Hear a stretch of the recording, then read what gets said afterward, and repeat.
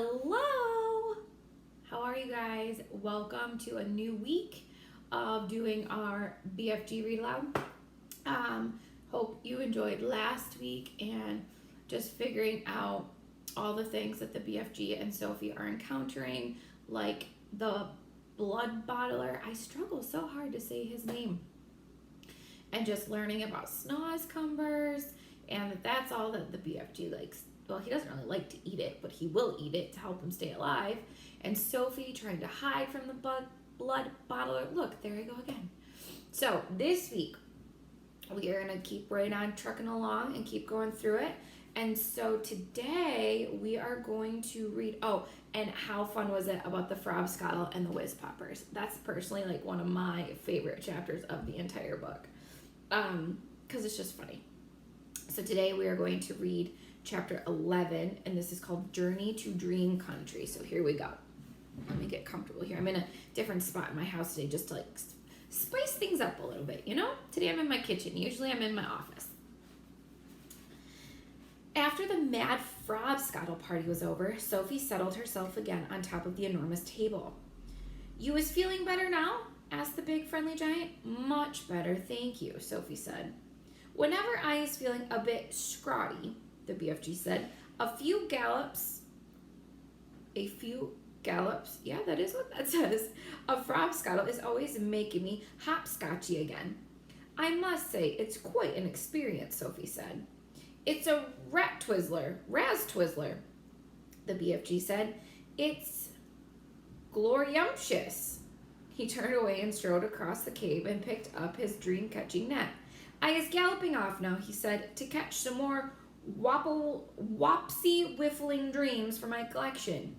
I is doing this every day without missing. Is you wishing to come with me?" "Not me, thank you very much," Sophie said. "Not with all those giants lurking outside."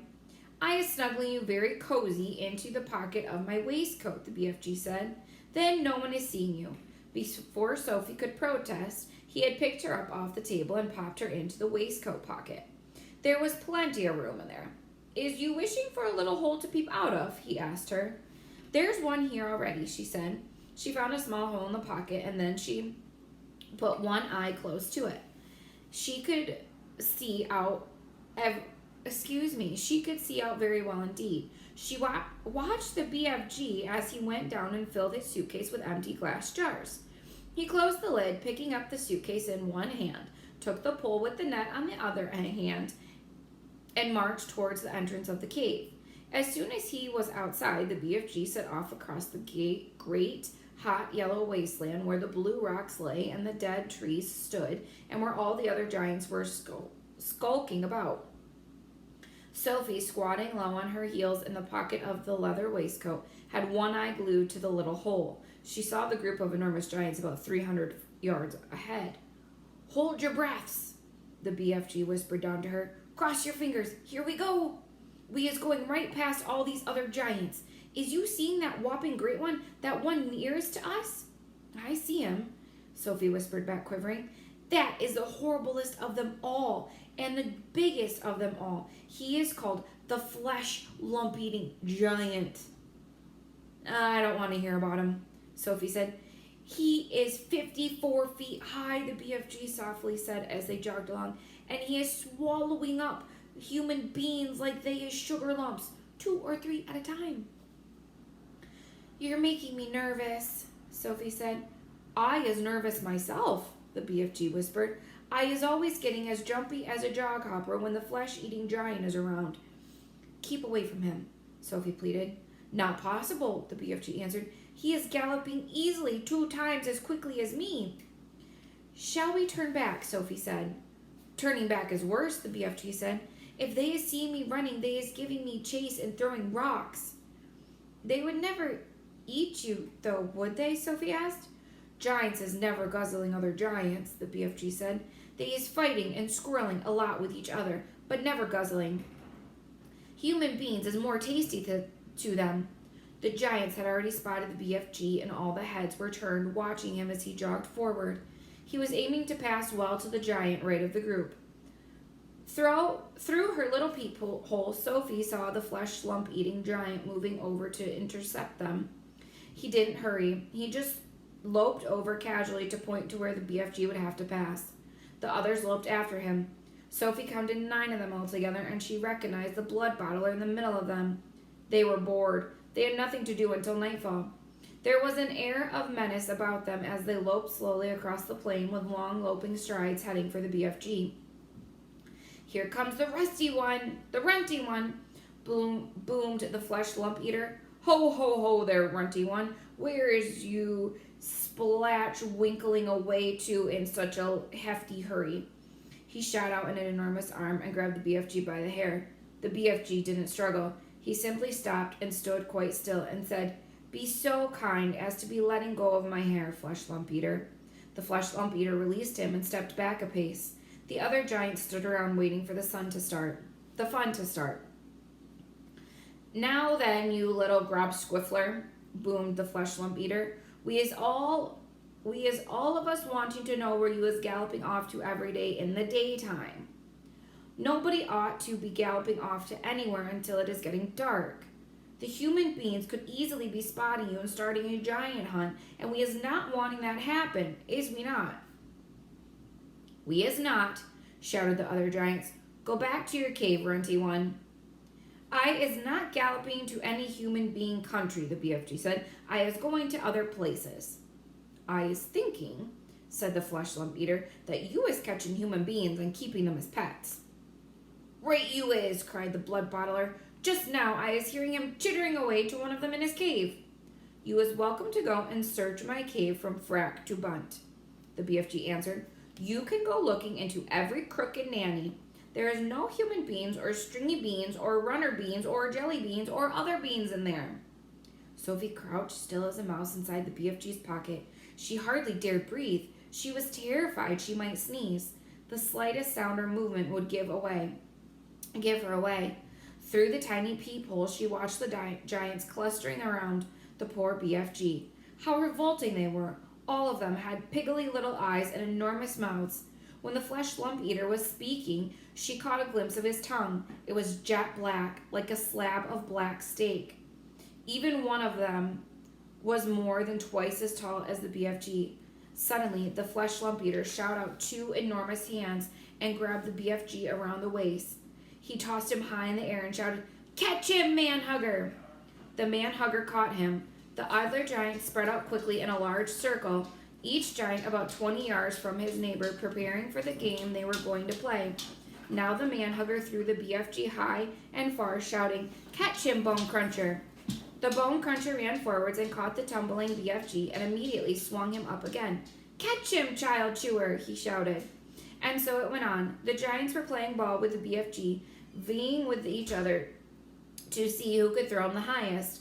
Sophie dug her nails into the side of his pocket, trying to prevent herself from tumbling out when she was upside down. She felt as though she were in a barrel going over the Niagara Falls. And all the time there was the fearful danger that one of the giants would fail to catch the BFG, and he would go crashing into the ground. "Catch him, Meat Dripper! Catch him, Gizzard Gulper! Catch him, Maid Masher! Catch him, Blood Bottler! Catch him! Catch him! Catch him!" In the end, they got bored with the game. They dumped the poor BFG on the ground. He was dazed and shattered. They gave him a few kicks and shouted, "Run, you little runt! Let us be seeing how fast you is galloping." The BFG ran. What else could he do? The giants picked up rocks and hurled them after him. He managed to dodge them. "Rundy little runt," they shouted. "Troggy little twit. Shivery little shrimp. Mucky little midget. Squoggy little squib. Gropey little grub."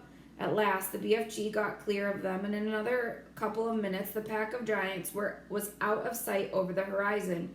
Sophie popped her head up from the pocket. "I didn't like that," she said. "Phew," said the BFG. "Few and far between. They was in a nasty crouchy mood today, and was they not?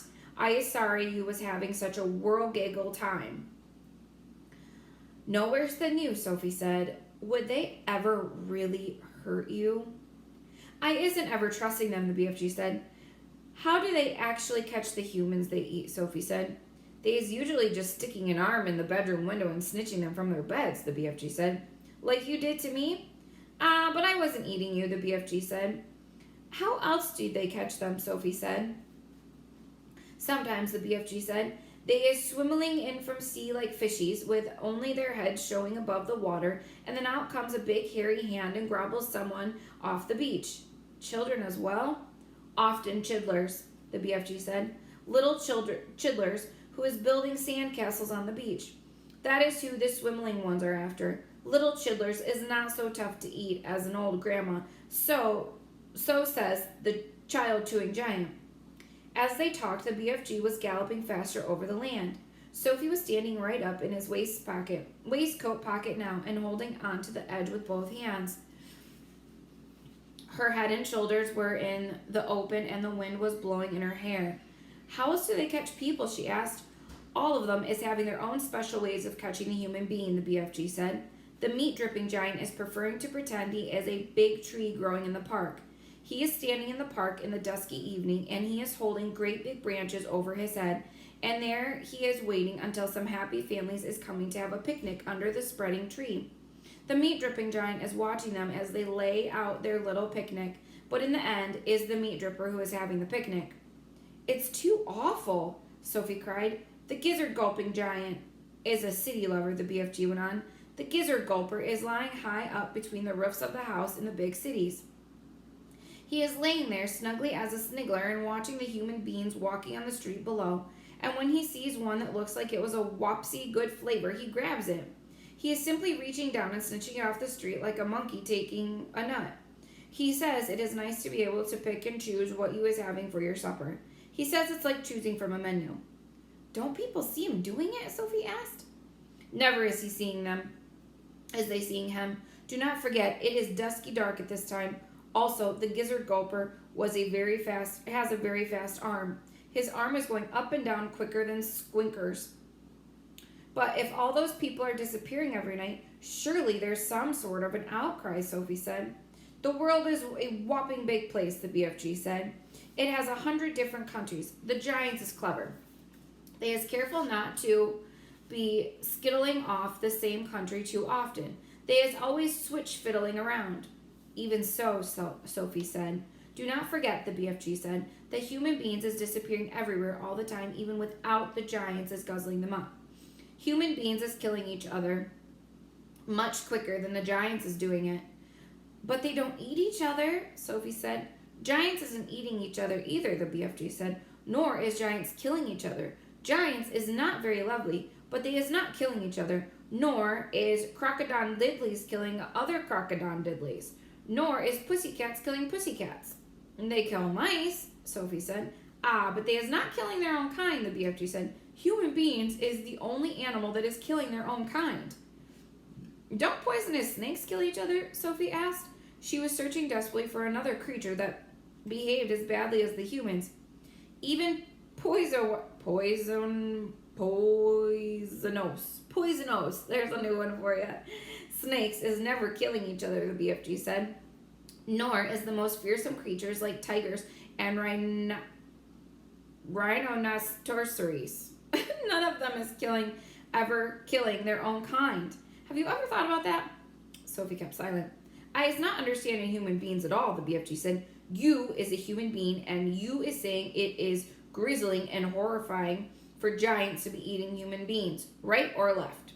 Right, Sophie said. But human beings is squishing each other all the time, the BFG said. They is shooting guns and going up into aerial planes to drop their bombs on each other's heads every week. Human beings is always killing other human beings. He was right. Of course he was right, and Sophie knew it.